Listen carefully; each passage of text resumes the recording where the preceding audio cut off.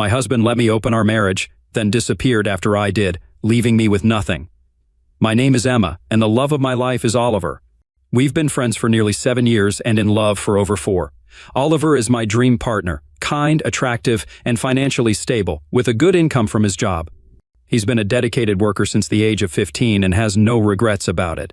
He's a real man who enjoys working hard to provide for a family. He grew up by the sea, whereas I come from the capital city. We got married 2 years after meeting, just 1 month after experiencing our first love at the age of 19. My parents were supportive, but his family initially wasn't thrilled about our arrangement. They accused me of trapping him into marriage, even though I was a virgin and had no children. It's hard to understand how they could see it as trapping. I've also been working diligently, starting at a hotel reception when I was 17. On the other hand, Oliver had a previous relationship, maybe 2, but he only admits to 1. It's a mystery why they blamed me for anything. Despite the initial blame and some early animosity, they eventually embraced me as family, and we all found happiness in each other's company and trust. Oliver and I have been in love and married for almost 4 years, and we are all very content. I take care of the cooking and cleaning for him, and am eager to fulfill any of his desires. In our intimate moments, I never refuse, and we both find immense happiness in each other. He is my ultimate desire in every way, and I wouldn't ask for anything more. Now this is where complications enter the picture. I've been working alongside a man named Doran at the hotel since the very beginning. Doran, who is 32, handles maintenance and janitorial tasks for the hotel. Let me make this crystal clear right now. For everyone out there, I have absolutely no romantic desires or attraction towards Doran. Doran is simply a kind-hearted person who has gone through a difficult time. He has a wife who cheated on him and left, taking his son with her. Through a paternity blood test, it was revealed that the son is not biologically his, exposing the affair and implicating another man as the father. Doran, who is not just my friend but also beloved by all our colleagues at the hotel, was in deep despair after this heart-wrenching episode. He didn't want to go on with life and even took days off work, something he had never done in his 13 years at the hotel, never missing a single day until this ordeal. I was extremely concerned about my friend and co-worker. To boost his confidence, I began talking to him at work and insisted that we have lunch together every day, along with other CO workers. In the break room or outside at tables to chat in the fresh air and sunlight. Doran feels like he's lost his masculinity because of what his estranged wife did to him. He believes no woman will ever want him again, causing him immense anguish. I told Doran that this isn't true at all. I firmly believe any woman would be fortunate to have him as her partner. He is kind, gentle, a good provider, and a loving father to his son. I'll share more about that part of the story later on. Having conversations with Doran over these weeks gave me an idea. I thought I could help him regain his sense of masculinity and at the same time explore a relationship with a different man. Something I had never done before except with my beloved Oliver. This would help me resolve that lingering question in my mind. I then planned when to approach Oliver with my solution and seek his approval. After we finished dinner and cleaned up, I sat down with Oliver for our discussion. I shared my thoughts and suggestions with him. His response was to burst into laughter and give me a crazy, incredulous smile. He thought I was joking about all of this. I assured him that I wasn't joking and explained why I believed this could be an ideal solution for both Doran and me. I emphasized that he had nothing to worry about concerning Doran because I had no desire or attraction for him. Oliver became quite upset and stormed away, slamming the bedroom door. However, he didn't lock the door and I knew what he wanted. To show my love and commitment, I removed all my clothing and entered the bedroom. He can never resist me, just as I can never resist him, even after 4 long years. I gave him everything he loves, and we fell asleep together in love and happiness, just as we always are. I waited for a day before bringing up my suggestion to Oliver again. I asked him if he had thought about it and whether he'd give his blessing. Once more, he firmly stated that he wouldn't, and warned that if I went through with it, he would file for divorce and have no further communication or friendliness with me. I acknowledged his stance with an okay and sat beside him to watch a movie. Eventually, I offered him a treat and we spent the night together on the couch, still deeply in love with each other. During this time, I observed that Oliver was distant and preoccupied with something other than our intimate moments or the delicious meals I prepared. He frequently talked on the phone outside our apartment or in a hushed tone in the spare room. My suspicions were raised, but there was nothing obvious. Days passed, and it was now Sunday. After attending religious services, Oliver was planning to drive to the sea for a 4-day trip with his family. They had a yearly tradition of fishing during this time, which I had no issue with. I understood that he needed his male bonding time to maintain his masculine qualities and strength. Before he left for his trip, I brought up my suggestion once more. Oliver seemed frustrated but responded, "Emma, you're an adult, and I can't force you on any matter.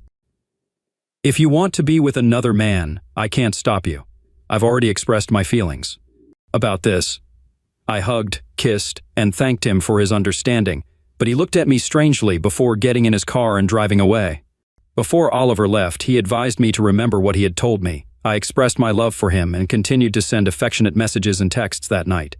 The next day during lunch, I met with Doran and shared my suggestion with him. He was completely surprised and hadn't anticipated this at all. He initially declined, stating that he couldn't engage in a relationship with a married woman. I explained that my husband didn't agree, but allowed it, and this was what I wanted. Doran pondered my suggestion throughout Monday night, unable to sleep. When we met on Tuesday, he agreed to it on the condition that both my husband and I were comfortable with it, emphasizing that there would be no emotional involvement, only the physical act. I assured him that I had no desire for him whatsoever. He was a nice man, but not someone I found attractive in any way. So, on Tuesday night, I went to Doran's place. It was a cozy little home, and we had the encounter using protection, and there was no kissing or intimate gestures, just some physical contact in the act itself. It seemed to satisfy Doran quickly. For me, it was merely about putting an end to my curiosity. It wasn't a memorable experience and held no significance for me other than checking off a box. That evening, I sent a text message to my beloved Oliver, informing him that everything had gone smoothly. I assured him that Doran's self-esteem had been restored, and I had found the answer to my question. I emphasized that I would never be with another man, only him, my love Oliver. It's crucial to understand that this was a purely physical encounter, with the use of protection, devoid of any emotional connection or love, unlike the intimate moments I share with Oliver. Let me clarify this for everyone out there. I chose to text Oliver because I was concerned about his reaction, and he didn't respond that night. I spent a sleepless night filled with worry. Thankfully, the next morning he texted back saying he would be returning home on Saturday instead of Friday.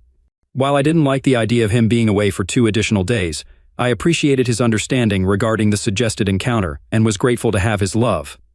The following day, Doran and I had lunch together, and he expressed his gratitude for the session and for helping him regain his confidence and sense of self.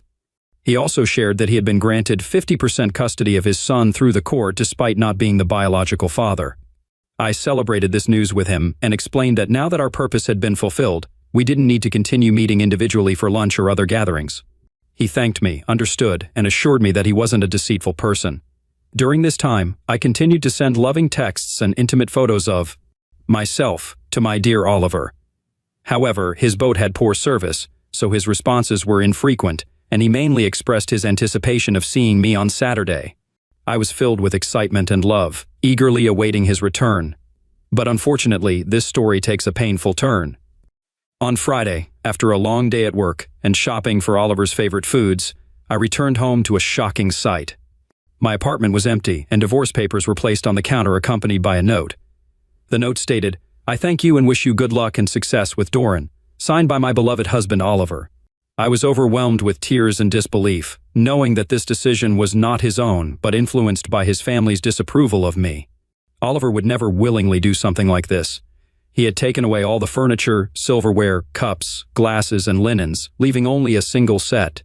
Our king-sized bed was replaced with a small twin bed, seemingly from his nephew's room. He left me with a small TV and a chair. Additionally, he took all the kitchen appliances but left me with just a saucepan and a frying pan. He even provided paper plates, plastic utensils, paper cups, and basic necessities like toilet paper and paper towels. My sole possessions left were my clothing, toiletries, and makeup. I attempted to call Oliver, but I discovered that he had blocked my number. When I reached out to his mom and sister, I found that they had blocked me as well. This was the case with his dad and brother too. It became apparent that Oliver had been consulting with an attorney during those times when he was away or in the spare room. It seemed like he had initiated this process shortly after I shared my suggestion, which felt like a deceitful move. I can't believe what's happening. I then read the letter included in the divorce agreement, which instructed me to direct all correspondence and conversations through the attorney with no direct contact with my husband. This brought me to tears. At the end of the day, I decided to call the attorney to understand what was happening and how I would survive. I explained that I couldn't afford to pay for this apartment on my own.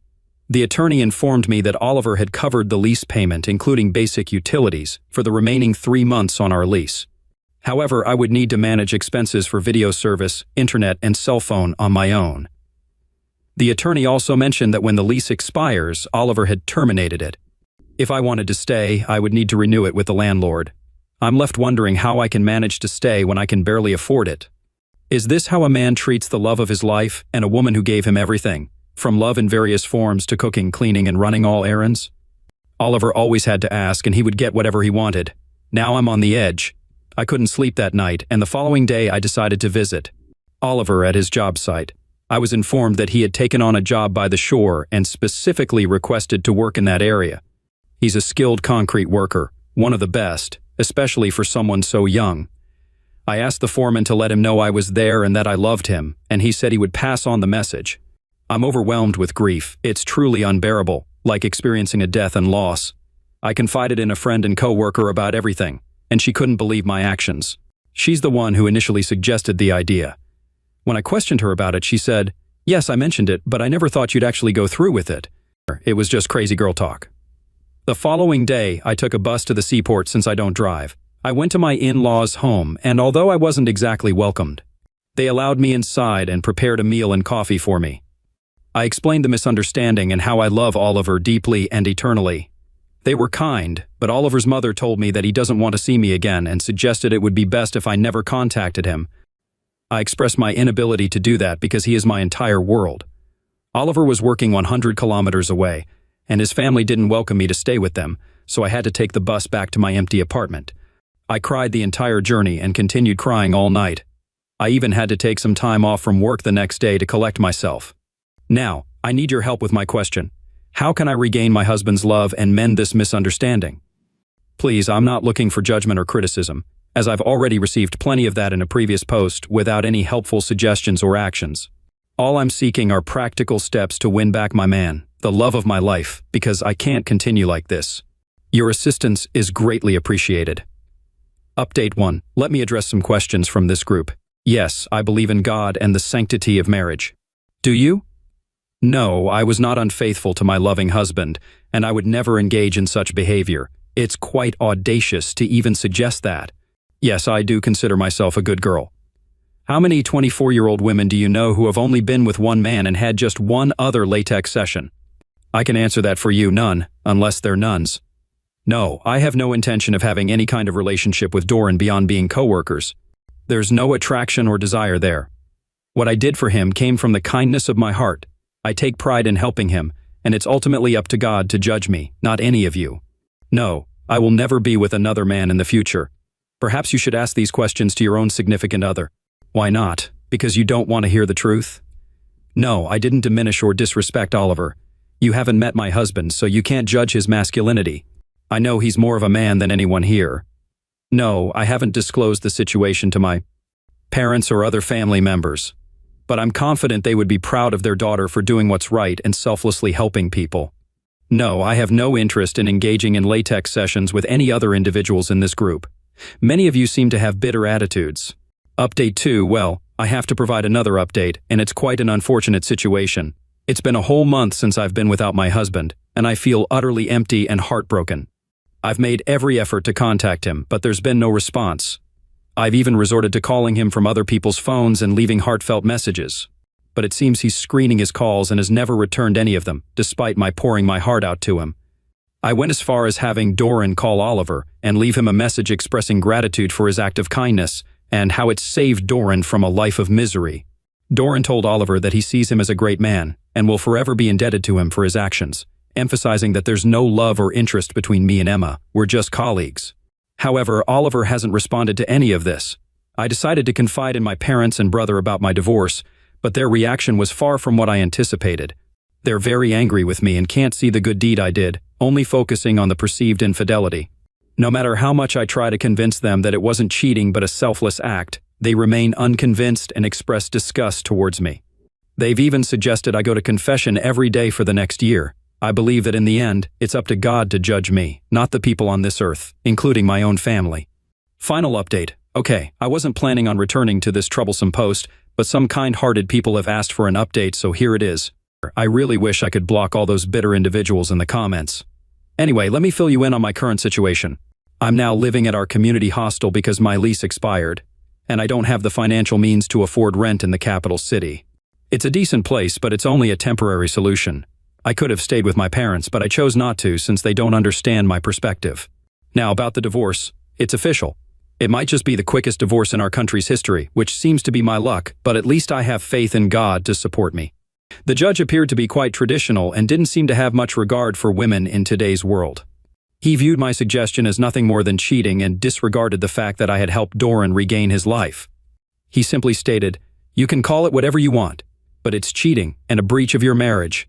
I tried to explain that my husband had given me permission, but when he asked my husband and his attorney, they both denied it, saying, "No, Your Honor, he did not." What Oliver told Emma was, "You're a grown woman, and I can't prevent you from doing anything." He then added that he had previously warned Emma that he would divorce her if she went through with it. The judge turned to me and I conferred with my legal representative, who confirmed, yes, Oliver did tell Emma this, and it's a truthful statement. The judge proceeded to ask, "So why did you proceed with your affair knowing this?" My legal representative and I were caught off guard and didn't respond. The judge then said that we didn't have to answer the question because it was irrelevant to the outcome. He then granted Oliver the divorce, officially ending the marriage. As part of the ruling, he awarded me the equivalent of €6,000, about $7,000, which Oliver was required to pay within 90 days. Can you believe all of this? Just €6,000 for 4 years of various forms of intimacy, cooking, cleaning, running errands, and taking care of this man when he was ill? If I had worked these jobs instead, it would have amounted to over €200,000. Do I believe I should have received €200,000 from Oliver? No, I do not. However, receiving only €6,000? Come on, people. Why aren't women valued more for their valuable contributions to marriage? Can the individuals in the comments section answer me that question? This is my last post here because I won't continue arguing with the unkind individuals in the comments section. I'm simply drained, and you all are unpleasant people. Instead, I'm going to invest all my time and energy into winning Oliver back over the next year. I left him a message on his phone, letting him know I won't go on any dates for at least a year, maybe even indefinitely, as I'll be patiently waiting for him to return. I told him he's welcome to come to my new apartment at any time for any type of affection and provided him with my new address. I believe that one day, I'll hear a knock on my door, and there will be my dreamboat, Oliver, standing there, ready to embrace me with kisses. We'll then live our lives happily ever after, possibly with many children and daily affection. Merry Christmas to everyone out there, and I extend God's best wishes to all, even those who dislike me and themselves. Alright, that was a fun story. Now let's move on to another exciting one. Stay tuned, and let's dive in. This incident occurred more than 5 years ago, and I still haven't completely healed emotionally. Back then John, was 31 years old, and my girlfriend Lisa was 29. We had been in a loving, monogamous relationship for 3 years, or at least I thought so. We crossed paths at a cocktail reception held at a local art museum. Ironically, neither of us was a fan of modern art, but we were both there with friends, and we hit it off right away. We started dating casually and soon decided to exclusively commit to each other because our connection was undeniable. Around a year into our relationship, Lisa brought up the idea of moving in together, as she was eager to take our relationship to the next level. I initially hesitated, expressing that I wasn't quite ready for that step. So we continued to live separately but spent at least 6 nights a week together. And our love for each other continued to deepen. Over the following year, Lisa continued to gently nudge me towards taking that next step. Eventually, on our 2nd anniversary, I reluctantly agreed, and we moved in together. Everything seemed to be going wonderfully, and despite being together for over 2 years by that point, our intimacy in the bedroom was still vibrant and adventurous. With our relationship going smoothly, Lisa began dropping hints about marriage and starting a family. I let her know that I could envision that future with her, but wanted us to use this time living together to evaluate if we were truly ready to take that next step. Around 3 months into our cohabitation, I received quite a shock. Lisa called me at work to tell me that she had missed her period and might be pregnant. This caught me by surprise since she had been on birth control pills. She assured me that she hadn't missed a single dose, so I attributed it to the small chance of contraceptive failure, which is around 9%. After ending the call with Lisa, I went through a whirlwind of emotions, ranging from fear to excitement. However, the more I thought about it, the more joy I felt about the idea of becoming a father. Driving home that night, I was overjoyed, and upon arriving home, I embraced and kissed Lisa, expressing my excitement, which made her equally happy. As the weeks passed, Lisa started inquiring about our marriage plans. I told her that I wasn't ready for that at the moment but suggested we consider it after the baby's arrival. She understood but continued to bring up the topic several times a week, emphasizing how much she wanted to be my wife and spend her life with me. Over the next few months, we dedicated our time to preparing for our child, transforming our spare bedroom into a top-notch nursery. I spared no expense on the furniture and fixtures, ensuring we were fully prepared for our impending arrival. Our lives were going so smoothly that during Lisa's 7th month of pregnancy, I took the opportunity to propose with a heartfelt proposal. I got down on one knee and Lisa joyfully exclaimed, "Yes, yes, yes, I will marry you, John." We were both overjoyed. I suggested we have a civil ceremony at the mayor's office the following month, followed by a reception after the baby's birth, and she enthusiastically agreed. We had a wedding date set, but just a few days before the ceremony, our baby had different plans, and Lisa went into labor. We rushed to the hospital at 4 a.m., and by 9 a.m., Lisa had given birth to a healthy baby boy. I was by Lisa's side in the delivery room, assisting with the birth. Although the delivery went relatively smoothly, I couldn't help but notice immediately that the baby didn't resemble me. He had jet black hair, a deep brown complexion, and appeared to be of Hispanic descent. Both Lisa and I, along with our extended families, have Northern European backgrounds with light hair and fair skin tones. No one in either of our families has Hispanic heritage. When the baby was placed into Lisa's arms, I glanced at her face, and despite her efforts to appear composed, I could sense her shock at the baby's appearance. My heart was racing, but I managed to maintain my composure, pretending that everything was normal. Lisa wanted me to hold the baby, which I did, and tears welled up in my eyes. I cradled the infant and felt an overwhelming sadness, knowing he wasn't biologically mine. Despite my emotions, I handed him back to Lisa and mentioned that I was going out to inform our parents of the exciting news. I went out to the waiting room and shared the news with them. They all went inside to see Lisa and the baby, while I explained that I needed a short walk to calm my nerves after all the excitement. I headed over to a small park area by a stream that flowed through the hospital grounds, and there I completely broke down in tears. My world felt like it had crumbled around me. I knew that today I would lose both my future wife and the baby I had so dearly hoped for. I spent about 30 minutes crying my heart out, and then my phone rang. It was my mother. She inquired about my well-being, and I replied, "I think so." She then said, "Son, I understand why you left." I confided, "Mom, the baby isn't mine."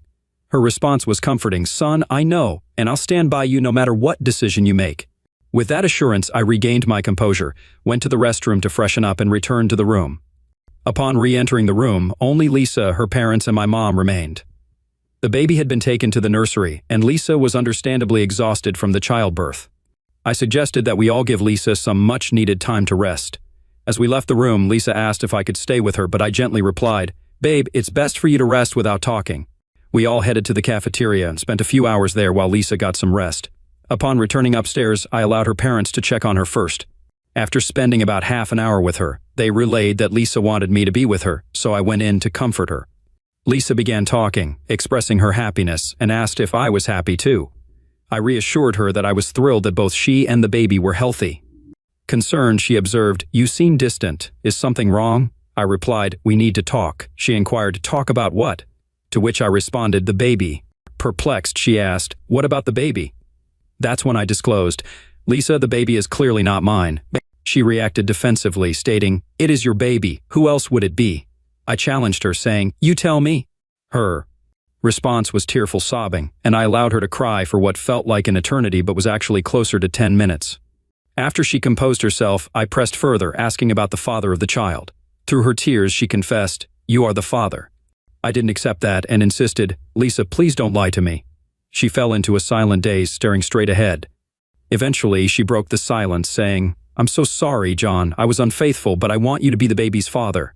I disregarded her plea and repeated my question, "Who is the father?" Reluctantly, she admitted that her ex, who she had been with for over 5 years, had come to town 8 months ago, and they had a brief encounter at our apartment. I stood up and walked over to the window, gazing down at the traffic below. Lisa anxiously asked if our relationship was over. I conveyed that it was, as I couldn't fathom trusting her again. She burst into tears, begging for another chance, but I firmly asserted that it was not possible. I insisted that she needed to inform our parents about this situation immediately. Lisa begged me not to disclose it to them. Firmly, I told her, "Lisa, you must do this now because you won't be returning to our apartment when you and the baby are discharged tomorrow." Tearfully, she pleaded with me again, but I simply repeated, no, and went outside to fetch our parents. As we entered the room, Lisa's father noticed her tear-stained face and inquired about what was wrong. I asked everyone to take a seat, which they did. Then I instructed Lisa, saying, "Tell them what we just discussed." Overwhelmed with emotion, she burst into tears and couldn't speak. I proceeded to explain the situation to our parents, and all three of them began crying, with Lisa's parents crying uncontrollably. I informed Lisa's parents that when she was discharged the next day, she would be going home with them, and I would arrange to have all her personal belongings and the nursery we had prepared moved to their house. Throughout this conversation, Lisa continued to cry uncontrollably. Then I turned to my mom and said, "Mom, let's go." In response, Lisa screamed, "John, please don't leave me. I love you and I'm so sorry." With that, we walked out the door, leaving her parents to console her. While we were driving away from the hospital, Lisa called and pleaded, "Please, John, don't end our relationship like this." I replied, "Lisa, I didn't end our relationship, you did." I continued, "The trust we had is forever broken, and the person I knew and loved is gone." Despite her continued pleas, I remained silent, eventually telling her that there was nothing more to say before hanging up. The following morning, her father came over with his van, and we loaded all of Lisa's belongings in the nursery into the back. I accompanied him to their house, helped with unloading, and set up the nursery in one of their spare bedrooms. I was devastated. Lisa's mom inquired if there was any possibility I would reconsider and give her daughter another chance.